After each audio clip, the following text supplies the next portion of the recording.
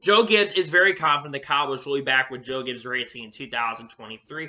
Trackhouse Racing has announced that they will field a third part-time entry for European international drivers. 2311 Racing will not be expanding until NASCAR changes the business model. What's going on, guys? It's Daniel, and welcome back to our video. We've got a ton of NASCAR and other motorsports stories discussed here today on the channel. Let's go ahead and just jump straight into those really quickly. We're going to go ahead and start off paint schemes and sponsorship news first. Let's jump into those really quickly. The first paint scheme we're taking a look at is Brad Keselowski's 2022 Kohler Generators Patriotic scheme that received this weekend at the Coca-Cola 600. This paint scheme looks really cool in my opinion. I've been a big fan of Brad Keselowski's Patriotic schemes over the years. I think did amazing and a really solid job on this one, and I'm definitely looking forward to seeing the racetrack at Charlotte Motor Speedway. The next paint scheme we're taking a look at is Cody Ware's 2022, the Gary Sinise Foundation / NerdTech ODT scheme that we're going to see this weekend at the Coca-Cola 600. I think this paint scheme looks pretty decent in my opinion. I'm not as big fan of the purple on this car, but I love they're changing up the NerdTech scheme for this weekend at the Coke 600. The next paint scheme we're taking a look at is Ryan Blaney's 2022 Dent Wizard scheme that we're seeing next weekend at Worldwide Technology Raceway. I'm okay with this paint scheme, to be honest with you. I like the white in the blue contrast, and it's awesome to see the Dent Wizard is going to sponsor Brad Keselowski next weekend at the Worldwide Technology Raceway with Dent Wizard with Ryan Blaney. The next paint scheme we're taking a look at is Tyler Reddick's 2022 Cheddar Scratch Kitchen scheme that we're going to see. This is the Patriotic scheme, of course, for the Coca-Cola 600.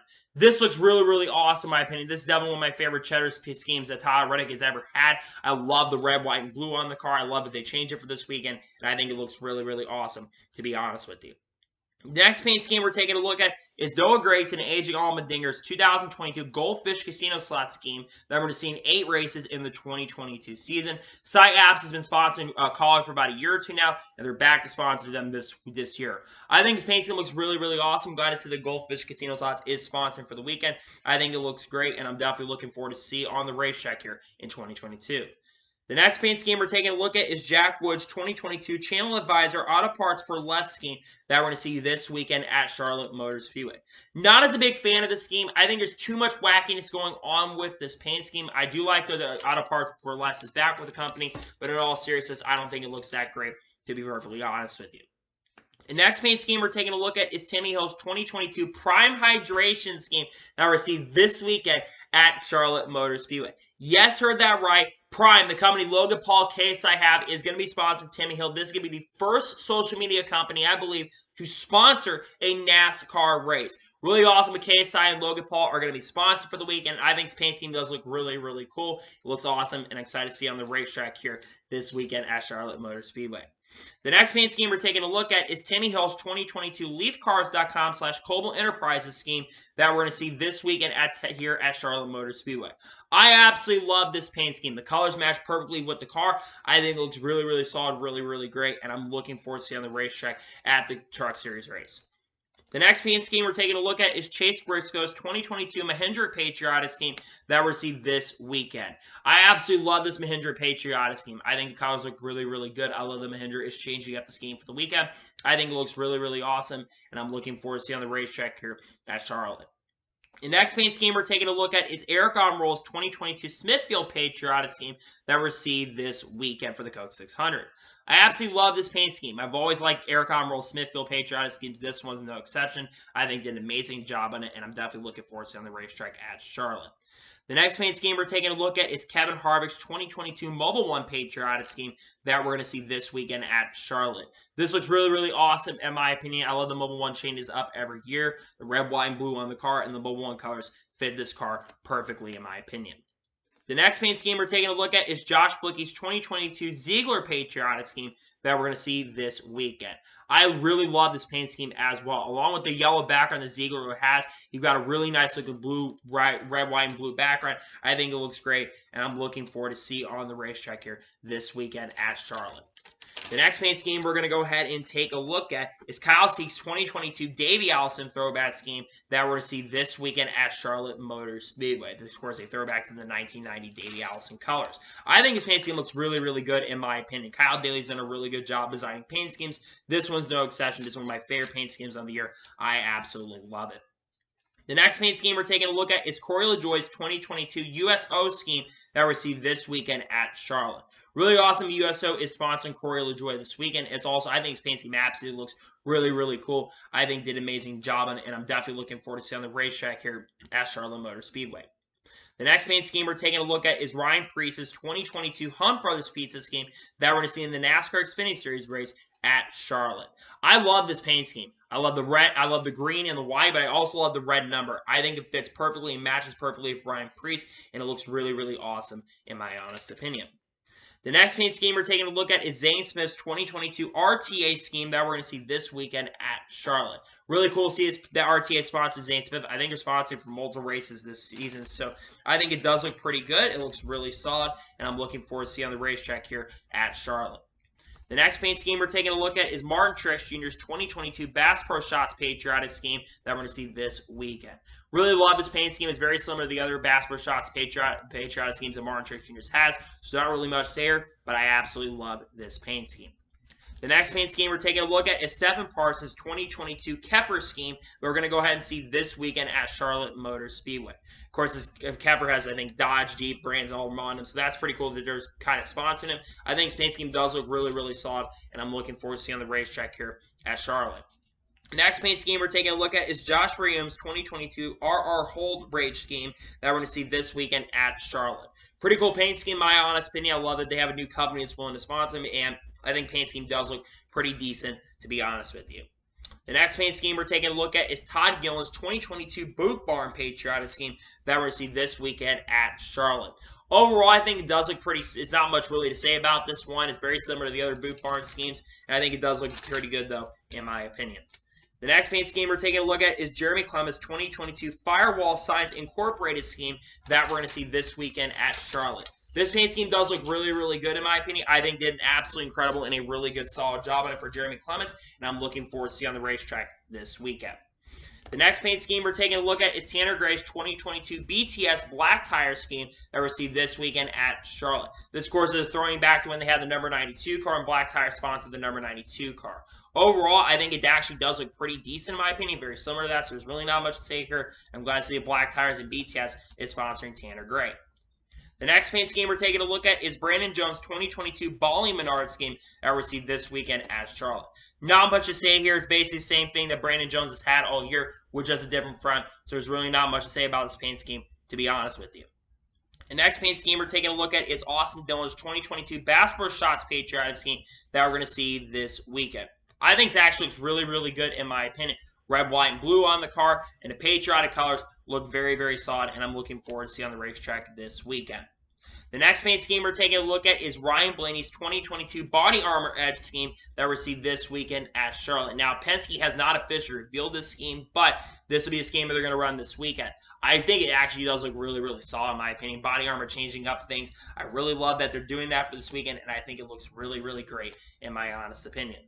The next paint scheme we're taking a look at is Ricky Stenhouse Jr.'s 2022 Reese's Kroger scheme that we're going to see this weekend at Charlotte. I think this actually looks really cool, and awesome to see that Reese's is sponsoring them this weekend. I think it looks pretty good, and I'm looking forward to seeing on the racetrack this weekend at Charlotte. The next paint scheme we're taking a look at is Kyle Busch's 2022 M&M's Patriotic Red, White, and Blue scheme that we're going to see this weekend at Charlotte. Nothing's really changed this game over the last 4 or 5 years, but there really is nothing that you can change about it. I think it looks great, and it's going to suck that we're not going to see this paint scheme after this year, but I think it looks pretty good in my honest opinion.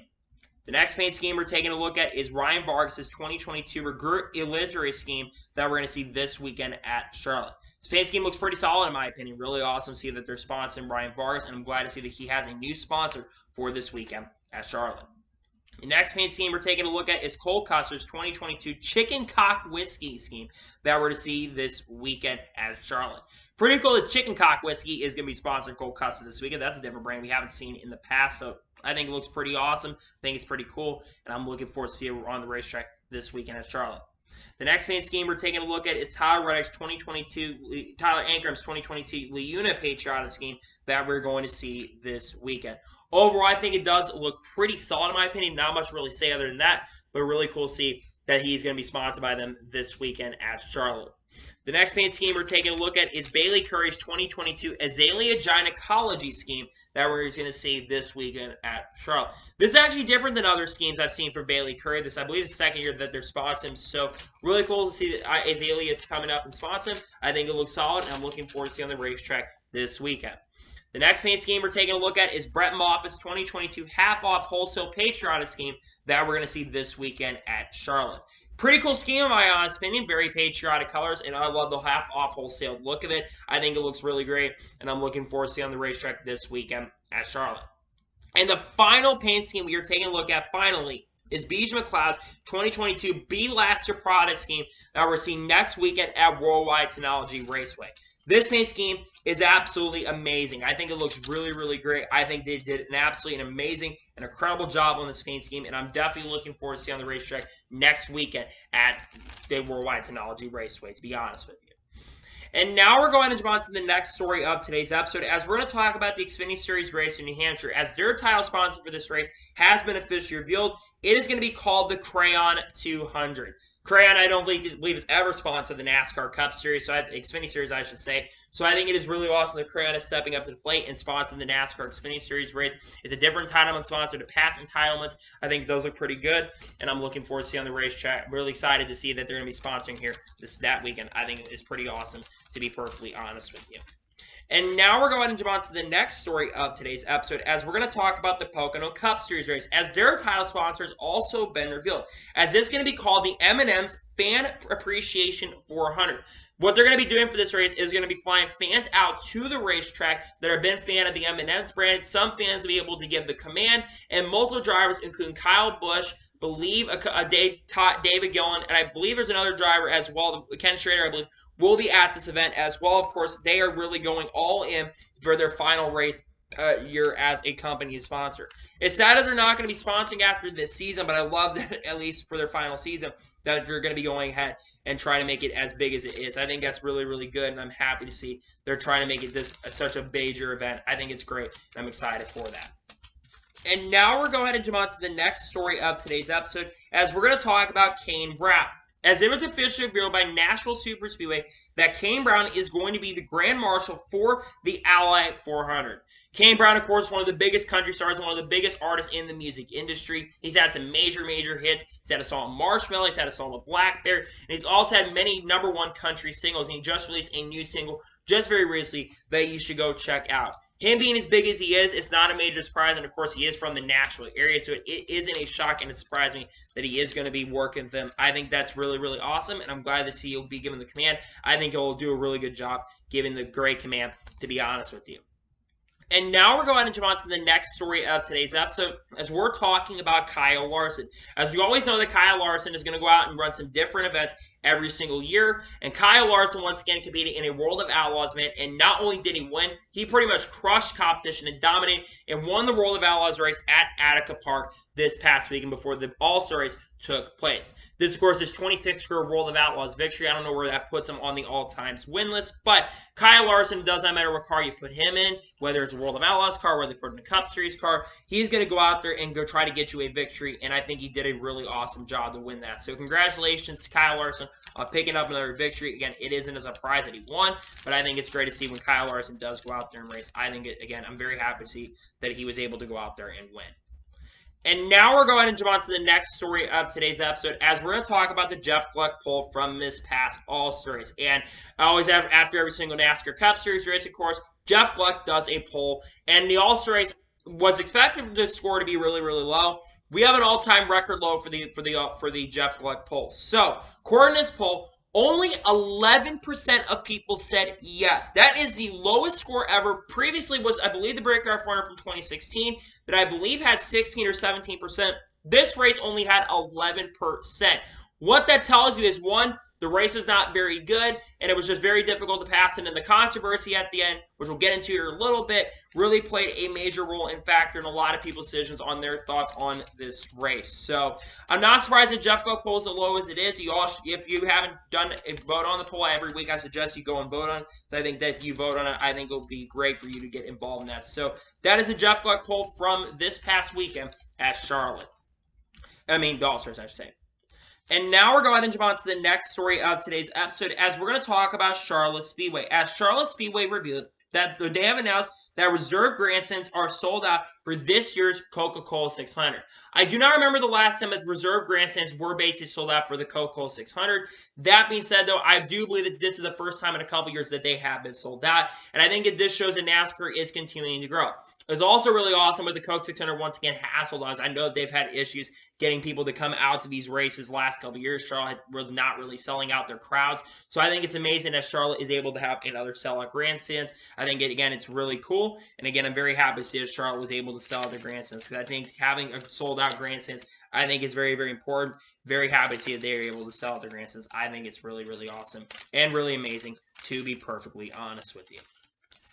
And now we're going to jump on to the next story of today's episode, as we're talking about Frankie Muniz. As Frankie Muniz revealed on the All-Star Race broadcast, he was actually kind of broadcasting the race a little bit. They revealed that he will be competing in the ARCA West season finale later this year at Phoenix. Frankie Muniz has been rumored for about a year or two now. He basically tested an ARCA car not too long ago. He'd been rumored that he was maybe going to run some races in 2022, but we really never got confirmation. He's basically doing some late model races here, and he's planning to, in 2023, I believe he's planning to try to make a jump up full-time into ARCA, and wants to do some truck series racing as well. Frankie Muniz, of course, an actor who basically was an actor on Malcolm in the Middle, Agent Cody Banks, really successful shows and really successful movies, and Frankie Muniz now is trying to make that jump up. I think it's cool that he wants to make that jump up to the world of racing. I think having a person like him, an actor, wants to compete, I think is great. I just don't know how competitive he's going to be, since he doesn't have a lot of that experience. So I hope he does really, really well, and I hope that he can be very, very successful in his debut. I think it would be awesome if he does well, but honestly, my expectations are a little bit low for him, in my honest opinion. And now we're going to jump on to the next story of today's episode, as we're talking about Richard Childress. As Richard Childress confirmed this past week that he confirms that ECR Engines is building the NASCAR Hendrick engine, Garage 56 engine, that is going to basically be the one that they're going to run at Le Mans. For those of you who have not been really following this story, Hendrick and NASCAR are going to be fielding a car that is going to be competing a Garage 56 entry, basically for innovation stuff, a next-gen car that is going to be racing at the Le Mans 24 Hours. Now, no NASCAR car has ever completed the Le Mans 24 Hours, and it has been almost 50 years since the last time a NASCAR car went. The last time they raced, of course, I believe back in 1976. So it has been a long time since they've competed.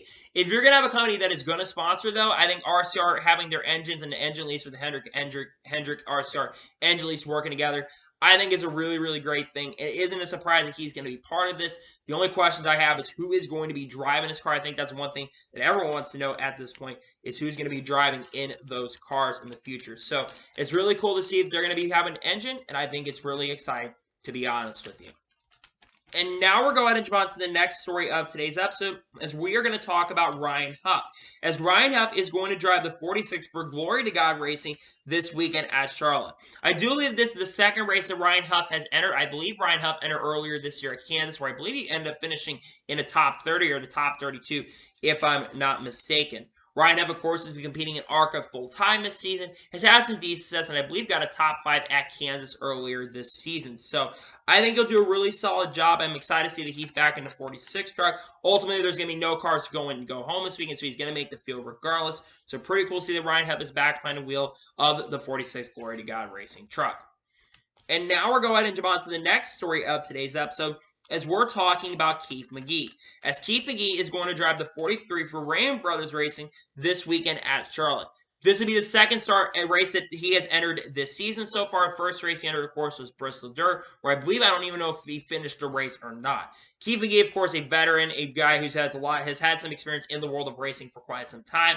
My expectations are not really high, just because Keith Mcgee has not been that impressive in his time in racing. So I hope he does really, really well, but honestly, my expectations are not thoroughly for the roof for Keith Mcgee this weekend. And now we're going to jump on to the next story of today's episode, as we're talking about Matt Mills. As Matt Mills is going to drive the 55 for Beach McLeod Motorsports this weekend at Charlotte. Now, Matt Mills, of course, who generally drives the 5 car for this team, will be moving over to 55 because we're going to talk about another driver who's racing in this car in his 5 car in this weekend. Matt Mills, I think, has had a really frustrating year to say the least. I believe he's also competing in the Truck Series race at Charlotte as well, which is one of the stars that he had already selected anyways. I think it will do a pretty solid job. I think Matt Mills will have it. If the car is competitive enough, I think it'll do really, really good. And I'm excited to see that Matt Mills is going to be back behind the wheel at 55. And now we're going to move on to the next story of today's episode as we're talking about Brandon Jones. As Brandon Jones is going to be driving the 81 for Kyle Busch Motorsports in ARCA in a second Kyle Busch Motorsports ARCA entry this weekend at Charlotte Motor Speedway. This will be the first time that KBM has entered 2 cars in the ARCA series. I believe the first time since last year, where basically last year Joe Gibbs had 2 cars. This will be a second car. Brandon Jones, I think, will win the race. Brandon Jones is a pretty solid driver in the NASCAR Xfinity Series, and every time it comes down to ARCA, he seems to win. And I think he absolutely has become the favorite to win the ARCA race. I think he will win that race. I know that people will probably disagree, but I believe that Brandon Jones will be able to pick up the victories. Drew Dawes in the 18, we know he's not really that good. I don't expect much other than him winning. Maybe we'll see Nick Sanchez, Roger Kroof, and Daniel Dye try to give Brandon Jones a try to get the win. But honestly, I think Brandon Jones is going to win that race. And now we're going to move on to the next story of today's episode as we're talking about Jade Buford. As Jade Buford basically confirmed on social media that he is going to be back in the 48 car for Big Machine Racing next weekend at Portland. This will be the first time that Jade Buford has competed in the NASCAR Xfinity Series since before Talladega, as the team has been trying to evaluate their program. Jade Buford, of course, a lot of people have been wondering when he was going to be back in the car. I'm glad to see that he is, though, going to be back in the car for Big Machine Racing. I think that Jade Buford is a very, very solid and a very, very talented. Well, he's got talent for sure, and I think he will do pretty well on the road course. Of course, his best career finish did come on a road course. I believe it did come on a road course, if I'm not mistaken. So I think he'll do really solid in this car. I'm excited to see that he's back on the wheel of the car, and I hope he does really, really well here this weekend. I think it would be perfectly great, to be honest with you. He does really, really well. And now we're going to jump on to the next story of today's episode, as we're going to talk about Alex Bay. Now, if you saw on the initial interest for this weekend, you saw that Alex Bay was in the 36 car for DGM Racing. Well, things have changed, as Alex Bay confirmed that he will not be racing at Charlotte this weekend. He will not be driving a 36 for DGM Racing. Garrett Smithy will be behind the 36 car this weekend, according to the updated interest. Garrett Smithy will be inside the 36 car this weekend. Now, Alex Bay, of course, who has ran mostly full-time. This will be his first, I believe this will be the first race Alex Bay has not been able to make this season so far. But he will be back next weekend at Portland. So he's going to be back next weekend and should be back still for a majority of the season. It's disappointing that funding cannot be a thing for Alex Bay, because Alex Bay has been a very solid driver this season. I believe he's in the top 20 points currently at the moment, which is really solid for the DGM Racing cars. Alex is a very solid driver. It's a shame he's not going to be in a 36 car, but again, sponsorship really is a major factor in the series nowadays. It is not a major surprise to me that he's not behind the wheel. Again, I'm not shocked, and I'm really not entirely surprised, to be honest with you, that he's not going to be behind the wheel this weekend of that car. And now we're going to jump on to the next story of today's episode, as we're going to talk about Ryan Prix. As Ryan Prix is going to drive the 5 car for Beach McLeod Motorsports this weekend at Charlotte. This will be his second of 3 starts he'll be making in the NASCAR Xfinity Series this year. And of course, we talked about his car. He'll have that really nice looking Hump Brothers Pizza car this weekend. Ryan Prix, of course, will be trying to complete the triple. He'll be racing the Cup Series race for the Coke 600 in the 15 car, and also racing the 17 for DGR Racing as well. Really awesome to see that Ryan Prix is back in the Xfinity Series. I think if they give him a capable enough car, which he did have a good short-run car last year, but in the long run at Richmond, he didn't have a really good long-run car. But I do think that this time around, I think he will actually have a better car. So I think that Ryan Prix will do a very solid job. I think a top 10 is definitely not out of the question for him. It would not shock me if he does finish in the top 20 in all 3 races. But it is exciting to see Ryan Prix is back in the 5 for Beach McLeod Motorsports here. And now we're going to jump on to the next story of today's episode, as we're talking about Austin Dillon. As Austin Dillon is going to drive the 48 for Big Machine Racing this weekend at Charlotte. Austin Dillon, of course, a 2013 NASCAR Xfinity Series champion, and of course, driving the number 3 for RCR. Big Machine, of course, coming off of their first ever victory in the NASCAR Xfinity Series with Tyler Reddick this past weekend, and Austin is a very solid driver to go with. We know that Big Machine Racing is basically going to try to reevaluate their program, so that's why they've gone ahead and put Austin and Tyler Reddick and the guys in their Cup programs in these rides. I think it is an important move that they have made here, and again, I think Austin will be a very major competitor to go out there and win this weekend. I think he'll do a really solid and a really, really great job, and I'm excited to say that he'll be in the 48 car for Big Machine Racing once again. And now we're going to jump on to the next story of today's episode as we're talking about Tyler Reddick. As Tyler Reddick is going to drive the 48 for Big Machine Racing in a couple weekends at Nashville. After, of course, the off week at Sonoma in a couple weeks, the Xfinity Series does not have a race for a couple weeks after this week. After the week race at Portland, they will not have a race for a week, and they will have, of course, they will be back at Nashville Super Speedway, and of course, Tyler Reddick will be back in that 48 car. Tyler Reddick, of course, who picked up their organization's overall first ever victory. I think that Tyler Reddick will be a competitor to win that race. I think Tyler Reddick has done really solid and an amazing job so far this year, and I think he'll do a great job helping our team continue to improve as an organization because I think he's a great driver, and I'm excited to see that he'll be in the 48 for Big Machine Racing. I think he'll do a great job, to be honest with you, at Nashville. And now we're going to jump on to the next story of today's episode as we're talking about Kaz Grala. As Kaz Grala is going to drive the 50 for the Money Team Racing this weekend at the Coca-Cola 600. This will be the third race the Money Team has entered so far. I do believe they have finished both of their races, I believe, inside the top 30. So they'll be looking to try to get a top 30 this weekend. They actually have a new paint scheme that I believe is going to be revealed anytime soon in the near future that we'll probably react to later this week in an upcoming NASCAR news video. Really awesome. Kaz Grala is going back in the NASCAR Cup Series, a very underrated driver who's done really, really well. And I think that he'll do really good with the team, especially if they have the prop base of the money and base of the speed. Their Mile High program is good. I hope they do well. I know that they plan to run a lot more races this year than they have run this year. But I think it is awesome that they are going to be back, and I'm glad to see that they will be back this weekend. I think it's awesome, and I'm happy to see that they will be back this weekend with Kaz Grala with the Money Team. And now we're going to jump on to the next story of today's episode as we're going to talk about the Spanish Grand Prix from this past weekend. So, of course, before the NASCAR Cup Series All-Stars happened, you did have the Spanish Grand Prix.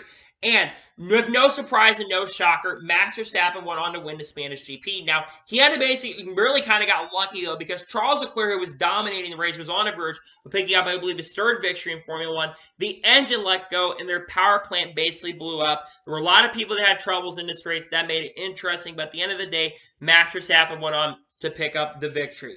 Max Verstappen, of course, I believe now has 23 or 24 career Formula One victories. I think his third straight win in Formula One, and is now tied for 11th on the all-times win list. If he picks up another victory here in the Monaco GP, which I think he's absolutely the favorite to win that, he will become, I believe, jump to number 10 on the all-times win list when he's not even 25 years old yet. I think Max Verstappen's really coming to his own, and I think he's got a chance to go and get defend a championship in Formula One. Congratulations to Max Verstappen on winning that.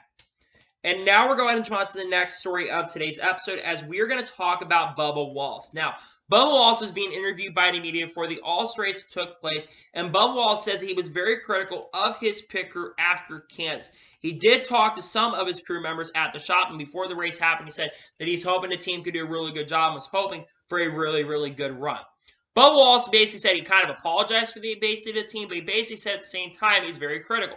And Bubba Wallace is absolutely in the right in this situation. The pit crew has done a horrendous job for Bubba Wallace this year. We have talked about this pit crew so many times because they've made so many mistakes, and they really need to get their stuff together. The fact that basically he had to talk to the team and basically had to kind of apologize for his team, he really shouldn't have to do that because, in my opinion, it's the team's fault that they absolutely screwed up and made a major mistake. And they screwed Bubba Wallace out of a potential really, really strong and an amazing run. So I understand Bubba Wallace being pissed off. They had a potential winning car, and they finished outside the top 10. So I absolutely understand Bubba Wallace being frustrated. The team should be doing better than they are, and they're not doing better, and that's what's really, really frustrating. So I get Bubba Wallace's frustration. I think, again, he's a driver that I think is capable of getting amazing and great finishes. But when you have a pit crew that's not capable of getting that done, I can't blame Bubba for being entirely upset about it. So I understand when Bubba Wallace was upset, and I get why it was very frustrating with the situation. He had a potential to get a good run. They've screwed him for the last couple years, and I understand Bubba Wallace's entire frustration,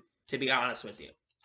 And now we're going to jump on to the next story of today's episode, is we're going to talk about the Spanish GP TV ratings from this past weekend. So, according to Adam Stern, ESPN2 got a 0.59 rating and 1.146 million viewers for Sunday's F1 Spanish GP. This is up from a 0.55 rating, and almost 300,000 more people watched, with this last year's race only getting 857,000 viewers for last year's race at the Spanish GP.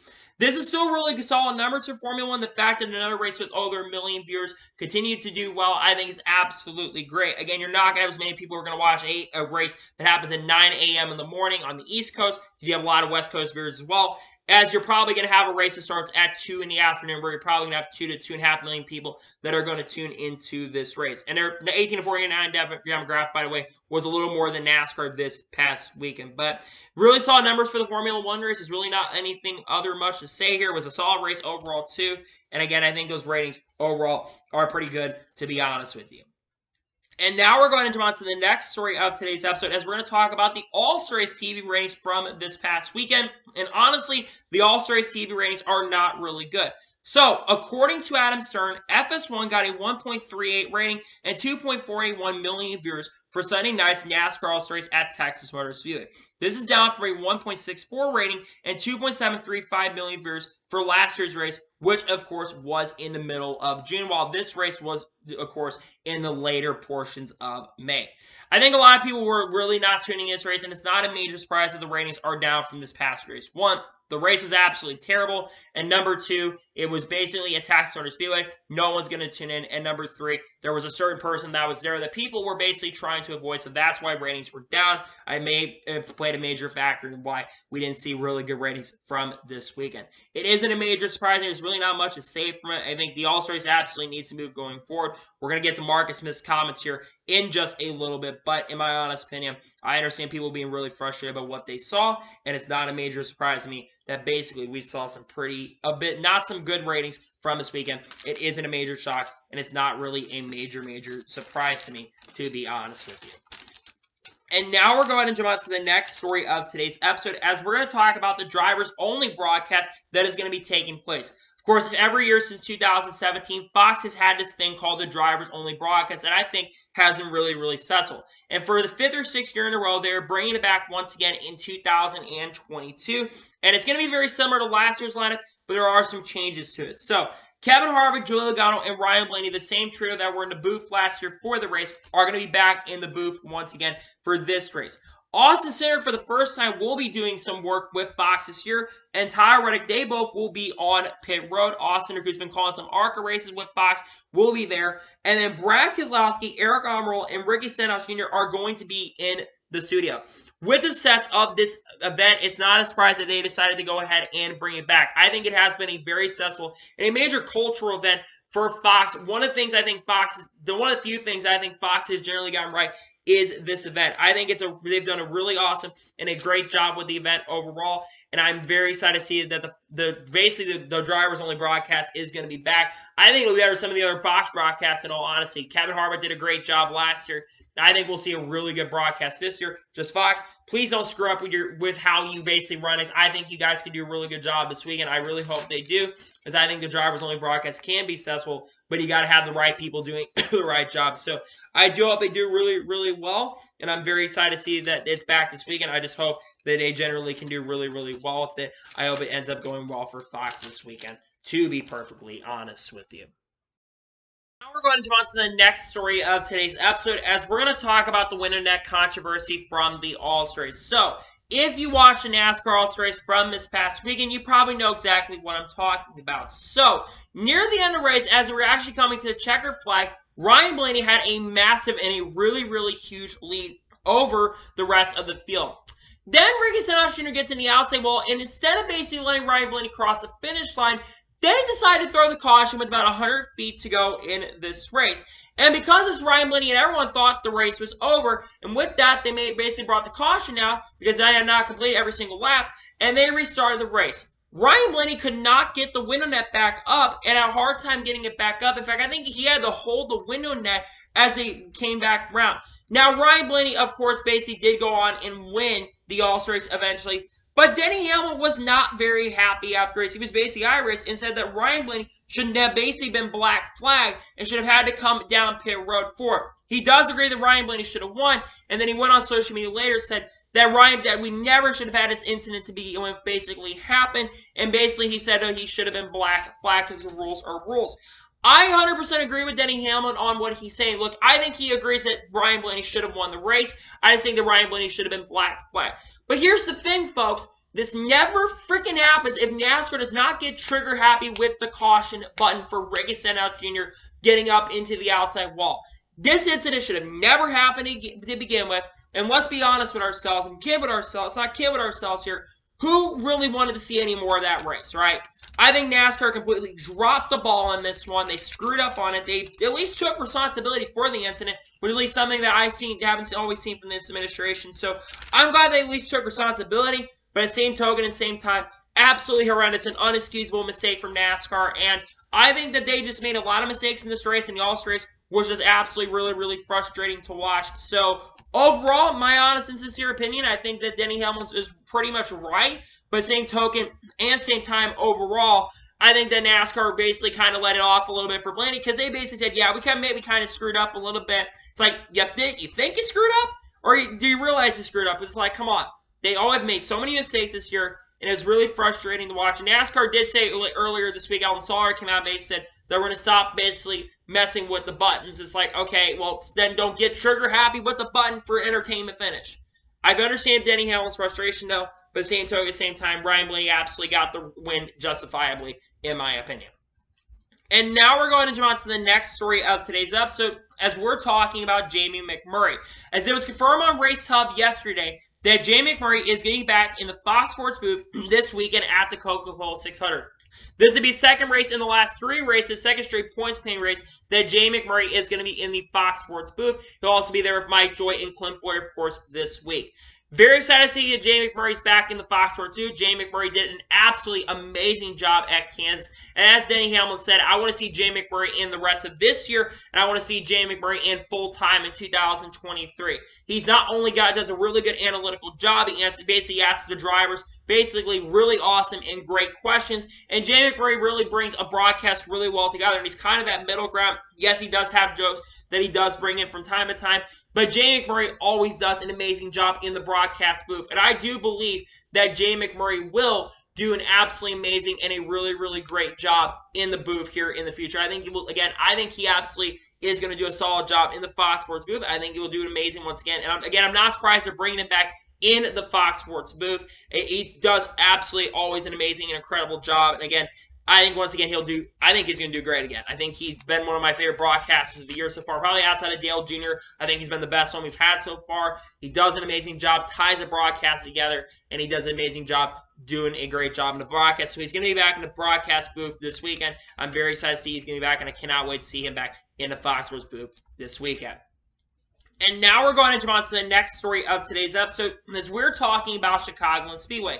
Now, there have been some rumblings and rumors going around here for about a month or two now, basically about the future of Chicago. I've talked about this quite a bit, about 1 or 2 times on the channel, where we thought that the future of Chicagoland Speedway was really up in the air, and it really wasn't a bright future for the Chicagoland Speedway. Well, there have been some things that have been developing over the last few months, and according to a recent report from WCGG, they're basically talking about potential of a race that could happen in Chicago as early as 2023. And according to this report, apparently the rumor is that Phoenix may be the date that ends up losing one of their dates. And the rumor is that maybe August 13th of this year. Now, there's been a lot of chatter inside, and the track actually does look really good at the moment, so the track really would not need much done. They just have to get the amenities up. Chicago Speedway has not hosted a NASCAR Cup Series race since 2019. They actually were supposed to host a NASCAR Cup Series race in 2020, but due to the pandemic, they were not able to host a race. So, the fact that these rumors have been coming around, I think is great. And honestly, I think the fact that we're looking at a potential race at Chicagoland Speedway in next year would be great. And I think the next-gen car would do amazing at Chicagoland, and we probably have one of the best, if not the best race of the next year if it does come back on a schedule, because look at the intermediate races this year that have happened so far. Look at Las Vegas. Look at Kansas. Look at Auto Club. 3, in my opinion, the 5 best races so far 2022 have happened on all intermediate tracks this season. And I think one thing in NASCAR got right, especially the 670 horsepower package, they have gotten the package right to where it can race amazing on the intermediate tracks. Now, the short track stuff, that's something that NASCAR does have to work on. I hope they do get working on in the near future. But I will say I'm very excited and very happy to see that they are looking to bring Chicago back to the NASCAR Cup Series schedule. I hope these rumors and rumblings are true. So I think that it won. I think also these rumors are happening because, again, in Chicago Street Course, there might be still some issues around that. So keep that in mind going forward. But I am very excited to see Chicago Speedway is getting back on is potentially getting back on the schedule. I think it'd be great for the sport, and I do hope these rumors end up becoming true that Chicago does get back on the schedule, to be honest with you. And now we're going to jump on to the next story of today's episode, as we're going to talk about Ty Gibbs. Now, we're going to talk about an article around Kyle Busch here in just a little bit, but mention this article about Alex Andreev. She basically reports that Ty Gibbs Joe Gibbs says that Ty Gibbs will be returning to the NASCAR Xfinity Series in 2023.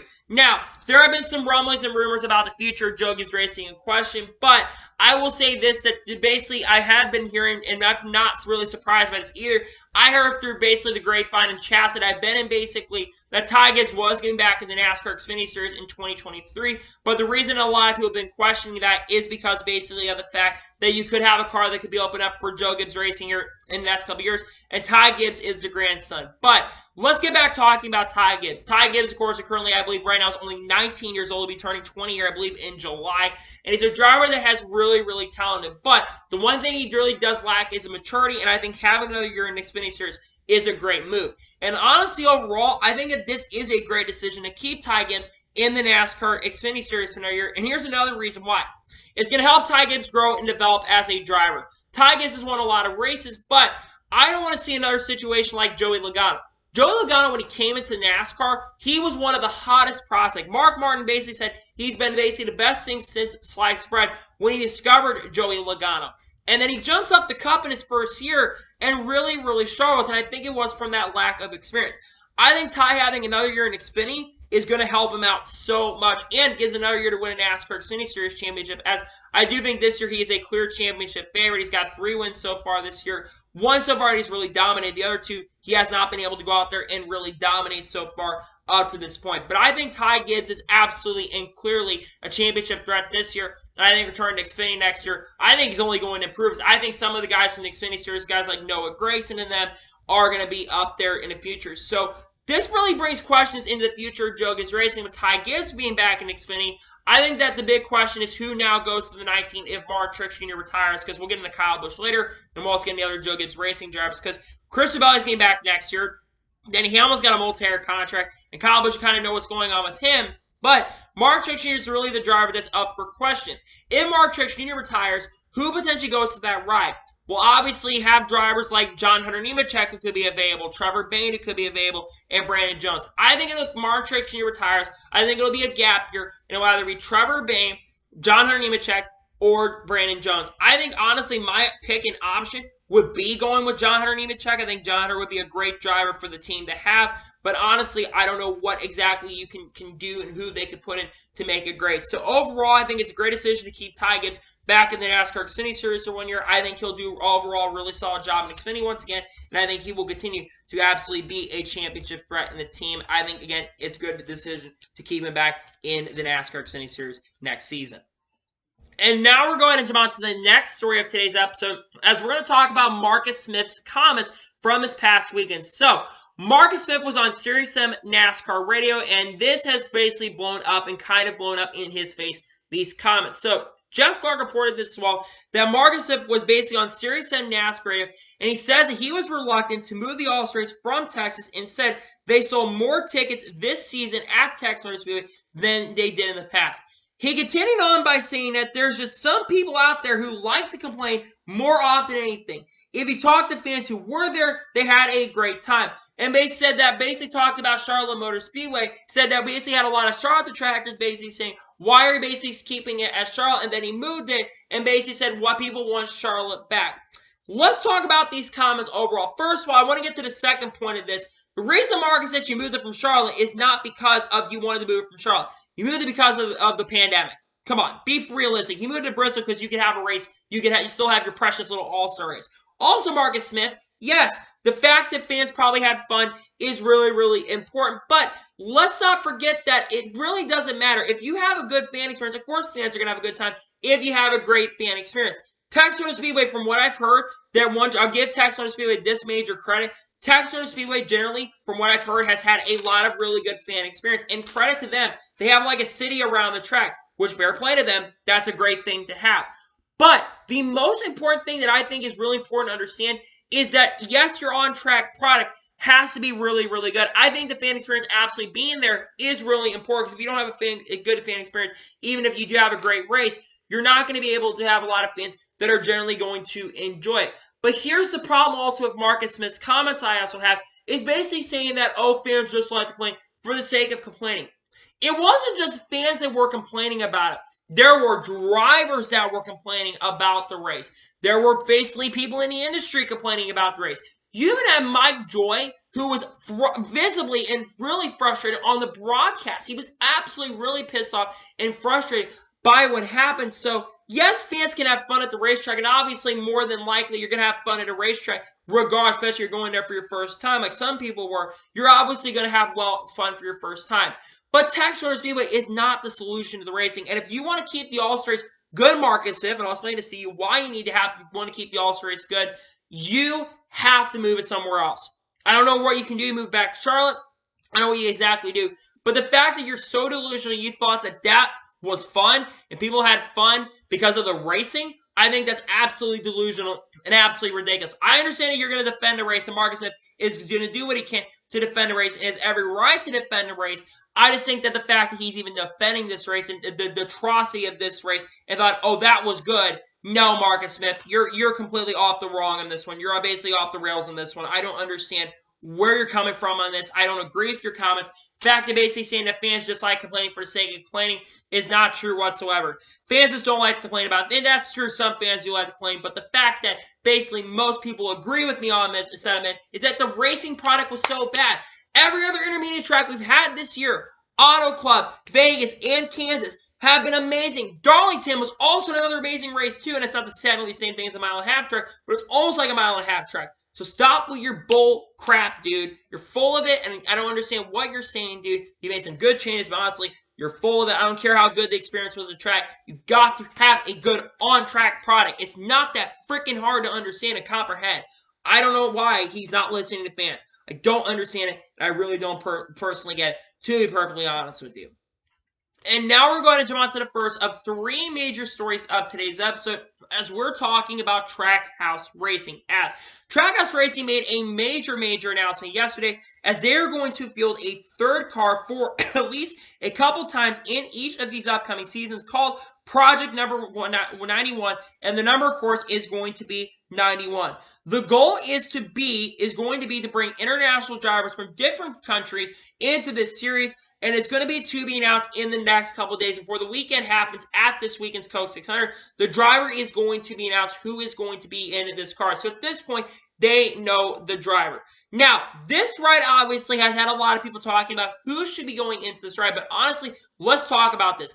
I am excited that Trackhouse Racing is going to have a third car. I think the fact they're even going to have a third car, one, it's another car in the field every single week. Having our car on the entrance at least for a couple weeks, I think is overall a really great thing. Second, expanding to that international presence. NASCAR's been trying to expand on that. And I think Trackhouse is one of those teams that's trying to make that move. Of course, they have Pitbull as one of the co-owners of the team, who, of course, comes, I believe, from another country, if I'm not mistaken, or he's from the U.S., I don't remember.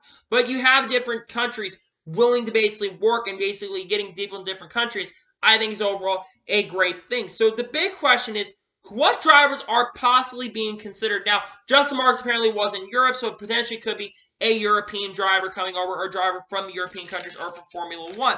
Who are drivers that I think absolutely could be considered, and who I think should be considered for this ride? First driver I think that could be honestly considered is Daniel Ricciardo. Daniel Ricciardo, of course, who has said he's been interested in NASCAR. Of course, has driven a stock car, basically drove one basically drove a 1985 Dale Earnhardt, 1983 or 1984 Dale Earnhardt car at COTA last year, and has also shown interest in maybe he wants to race in NASCAR, and Dale Jr. said that maybe he could at some point field a car for Dana Ricciardo, but Dana Ricciardo, I think, would probably want to go race for Junior Motorsports if he was going to come over to NASCAR, since he has a lot of respect for Dale Earnhardt and Dale Earnhardt Jr. as well, so Ricciardo could absolutely be a possibility. Another driver, a couple other drivers, maybe Max Verstappen and Lewis Hamilton. Max Verstappen and Lewis Hamilton, of course, the last two F1 champions. Lewis Hamilton has basically driven a stock car from 2011. Basically drove Tony Stewart's car from Mobil 1. Basically drove for McLaren. I think Mobil 1 had an entitlement deal with McLaren back in 2011. And then, of course, Max Verstappen, a defending world champion. Max Verstappen would be amazing to have in NASCAR. Could you imagine him having him here? But I think it'd be great. You also have Nick Tandy. Nick Tandy would be another driver, basically coming from the world of IMSA. He does an amazing job over there. He would be another great driver to have. But my personal choice that I'd like to see get behind the wheel of this car, I would love to absolutely see Julio Castroneves be the driver of this car. Well, I'm going to would be great too. But Julio Castroneves would be my personal choice to put behind the wheel of this car. And here is why. Julio Castroneves is, of course, the defending Indianapolis 500 champion and could this weekend pick up his 5th Indy 500 become the first 5-time champion. He just won the Rolex 24 earlier this year. And not too long ago, people must have forgotten this, but Julio Castroneves said on SiriusXM NASCAR Radio that he actually has shown interest in racing, maybe racing the Daytona 500 or maybe racing on a road course. So Julio Castroneves, in my opinion, would be a great option to bring into this series. He's a driver who looks like, even at the age of 46 or 47, seems like he's already getting back into his new prime. I think he's really showing what he's capable of. And if I had to choose who could be behind the wheel of this Project 91 car, I would go with Julio Castroneves. Now, obviously, they're going to think of other options. You also, of course, got guys from IndyCar, Marcus Ericsson, who has experience. You, of course, do have Scott Dixon, who could be an option as well. Scott Dixon, of course, 6-time IndyCar champion, look for a 7th IndyCar championship this year. And, of course, you have other drivers from the European side of things in other countries that could be personally available. I just think Julio Castroneves is a no-brainer to me. I think he would be a great option for this Project 91 car. And, honestly, I think that he would be the person that I personally and honestly would go with if you're going to see a car from that team. I think he should be the driver considered to get behind the wheel of this car, to be perfectly honest and sincere with you. And honestly, I think it's cool that they have a Project 91 car anyways from Trackhouse. Having a third car is absolutely great. And now we're going to jump on to the next major story of today's episode as we are talking about 2311 Racing. Now, Denny Hamlin basically, there was an article that came out from Adam Stern yesterday, well, I think 2 days ago, and Denny Hamlin basically confirmed that he talked to Jim France back in March. And he says that unless there's some major changes that are made in NASCAR in regards to the business model, that 2311 Racing is basically the future investment that 2311 Racing is having are going to be put on hold, and basically confirm that they will not be expanding their organization until the business model changes for 2311 Racing. And that just does not include the team when it comes to basically having another car, but it also includes their major headquarters that they basically have been planning to build. They have been planning to build some major headquarters that was supposed to be built up to next year, but they basically said back in March that until business model changes, they have to do it right there. He basically also confirmed later in that article, he said it is very hard to convince dinosaurs that they must eat differently. I want change. And basically said if you want to keep NASCAR relevant up with the times, you have to basically get up with the trend and change things up. I absolutely agree with Denny Hamlin on this, and NASCAR definitely has to change the business model.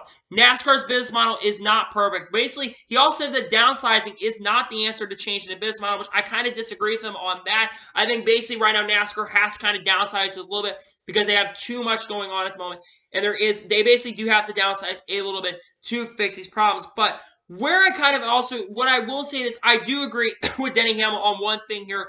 Overall is the fact that it definitely is unfortunate that 2311 Racing is not going to expand going into next year. I thought, honestly, they were going to expand going into 2023. But at this point, it means that Kurt Busch and Bob will also going to be only 2 drivers back with teams since both of them have contracts for the team, which I think has also hurts Toyota's development as well going forward. I think this will put a cap on how many Toyota rides are out there. I mean, there's only 6 Toyota rides currently available at the moment right now, 2 2311 racing cars, and then, of course, you have the 4 Joe Gibbs racing cars. Yes, you could have another team that does show up in a Toyota stable side of things, but that's not very likely currently at the moment. I don't see Sam Hunt Racing making a jump up the Cup. So it definitely is unfortunate that 2311 Racing is not going to be expanding, and I think NASCAR needs to listen to Denny Hamlin.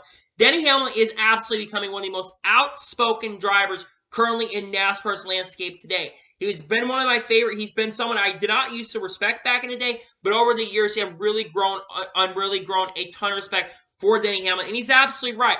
If NASCAR is going to want to keep times going forward, look at Formula One's growth. They need to find a way to try to attract that 18 to 49 demographic. If NASCAR wants to grow the sport going forward, they got to find a way to get that 18 to 49 demographic working. I mean, Formula One is basically beating NASCAR in an 18 to 49 demographic right now, and we're eventually going to get passed by Formula One if things do not change. We have basically an old business model right now, and the fact, though, that 2311 Racing, like I said, is not expanding going into next year is definitely really, really unfortunate. I thought they were going to expand. I know they've been talking about wanting to be a 3 or 4 car team, and I know that Denny Hamlin wants to make 2311 Racing a 3 or 4 car organization. He talked about that last year, that he's really wanting to make it a 3 or 4 car team. But he says until the business model changes and major changes are made with 2311 Racing going forward, that he's not going to make those changes. And again, I'm not entirely shocked and surprised that he's not making changes to 2311 Racing right now, considering basically the fact that right now, and one, charters are also a major issue. You talk about the charter landscape as well, and talk about charters are really getting expensive as well. I mean, that didn't get really mentioned about the chart as well. The charter system really is also frustrating as well, as you only have 36 charters, and really NASCAR has basically said too, right now, currently at the moment, that they're not changing unless a new manufacturer comes in. It's unclear when that new manufacturer comes in. Rumor is Dodge is a favorite to be that new manufacturer. But honestly, in my honest and sincere opinion, I do 100% understand where Denny Hamlin's coming from. It's just unfortunate 2311 Racing is not going to expand their operations or their organization, and the future investments from 2311 Racing are currently on hold at the moment. It's definitely unfortunate, but absolutely, I 100% understand where Denny Hamlin's coming from, and I think he's in the right to be really frustrated about some of the things, and NASCAR definitely does have to make some major changes to fix these problems going forward, in my honest opinion, when it comes to future changes. And now we're going to jump on to the final major story of today's episode, as we're going to talk about Kyle Busch. Now, we've talked about this story so many times already on the channel about the future of Kyle Busch and in question. And we've been wondering what the future of Kyle Busch is going to look like, because we haven't really been knowing what's going on when it comes to the sponsorship situation. Because remember, M&M's after this season is going to be leaving, and Kyle Busch right now only has a contract that currently goes through 2022. We had initially thought this contract does go through 2023, but right now his contract only goes through the 2022 season at the moment. And currently right now, if he doesn't have basically sponsorship coming in, they basically becomes a free agent. Well, there is some really good news around this situation. Joe Gibbs was interviewed basically recently. Alexander Hill, from the Charlotte Observer, basically had an interview recently with Joe Gibbs. And Joe Gibbs said in an interview, he said today that Joe Gibbs Racing is confident it will have a sponsor for the 18 squared away for next season. And basically, Joe Gibbs also says that he feels really confident that they will have something about Kyle Busch's contract, and that'll be back with the team. Like I said, we've talked about this on the channel already many, many times on the channel about the future of Kyle Busch and what's going to happen with it. We talked about this about a week ago, basically last Friday, if I'm not mistaken, was the last time we kind of talked about this story, is that basically there was a basic talk to JT Doherty Racing's owners trying to find sponsorship, a square sponsorship away from Kyle Busch. And the rumor is that there's a technical team, basically a technical company that basically is wanting to go ahead and sponsor Kyle Busch. There's apparently a rumor of a technical company that's coming in the technology side of things that is wanting to work with Kyle Busch.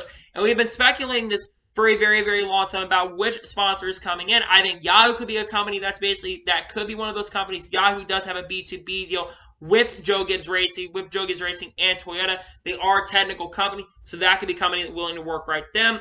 Microsoft, of course, is another company that could be one of them. Microsoft is a major, major company and a brand. They have been, I believe they've been sponsoring, along with Google. They are sponsoring in Formula 1, and they have sponsored NASCAR in the past. I believe they sponsored back in 2015. They sponsored Windows on Casey Kane's car, and they sponsored Hendrick Motorsports back in the day. And I think if you're going to sponsor somebody like Kyle Busch, I think it'd be a great thing. And I think having also Tag Schecter's company willing to help you out, I think is a great thing. Now, obviously, I think most people can agree at this point that we believe Kyle Busch is going to be back in 2023 with Joe Gibbs Racing. The fact that basically their confidence getting back is a great thing. And honestly, I think if Kyle Busch was to leave Joe Gibbs Racing, I think would be just absolutely be horrendous for Joe Gibbs Racing. You look at stats like Kyle Busch and what he's been able to do with Toyota. Kyle Busch has won 36% of Toyota's races throughout their entire, basically won 36% of the races that Toyota has entered. He's won them a couple championships, of course, and he's also had a very successful development program as well. You look at Kyle Busch Motorsports.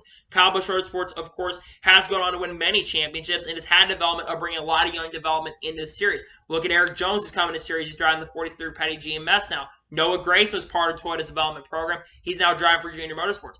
William Byron was part of that. He's driving for Hendrick Motorsports now. Harrison Burton was part of that development program. He's driving a 21 for Wood Brothers. He's got so many drivers who've really come from that program. And Christopher Bell, too, not to mention, has come from that program. Is driven from Kyle Busch Motorsports. Has had a lot of success. And a lot of amazing crew chiefs have either driven for the team or have come over to the team. Eric Phillips is one of those, come over to work with John Hunter Nemechek. And, of course, you have other people like Danny Stockman, who came from RCR, who's now working there.